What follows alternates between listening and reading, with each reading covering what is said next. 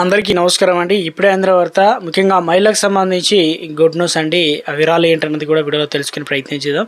Video చివరి వరకు చూడండి, అర్థమవుతుంది. మరోసారి ఛానల్ వస్తే తప్పకుండా సబ్స్క్రైబ్ చేసుకోండి. చూస్తున్నారు కానీ లైక్ చేయడం మర్చిపోతున్నారండి, వెంటనే లైక్ చేయండి. వివరాలకి అయితే వెళ్ళిపోదామండి. తెలంగాణలో నిరుద్యోగులకు సంబంధించి సీఎం రేవంత్ రెడ్డి అయితే ప్రభుత్వం శుభార్త అందించిందనమాట.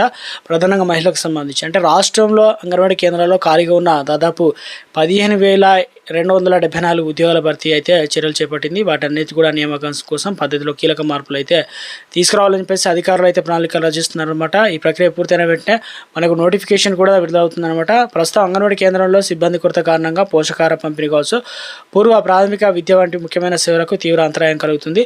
ఈ సమస్యను గుర్తించి ప్రభుత్వం ఖాళీలను యుద్ధ ప్రాతిపదికగా భర్తీ చేయడం అయితే సిద్ధమైందనమాట.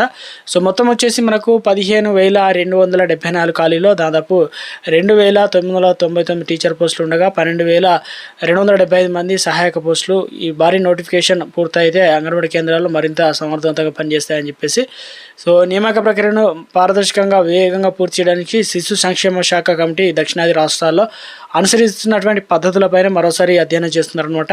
ఆయా రాష్ట్రాల్లో విద్యార్హత అదేవిధంగా ఎంపిక విధి విధానాలపై మరోసారి విశ్లేషణ చేసి ఓ నివేదికను ప్రభుత్వానికి అయితే సమర్పించిన తర్వాత ఈ నివేదిక ఆధారంగా తెలంగాణ నియామక ప్రక్రియ అనేది కొత్త మార్పులు తీసుకొచ్చే అవకాశం అయితే ఉన్నట్లు ఒక అప్డేట్ అయితే రావడం జరిగింది. దీంతో మహిళలకైతే ఒక గుడ్ న్యూస్ అయితే వినబోతున్నట్లు ఒక అప్డేట్ అయితే రావడం జరిగిందండి. సంచలన నిర్ణయం.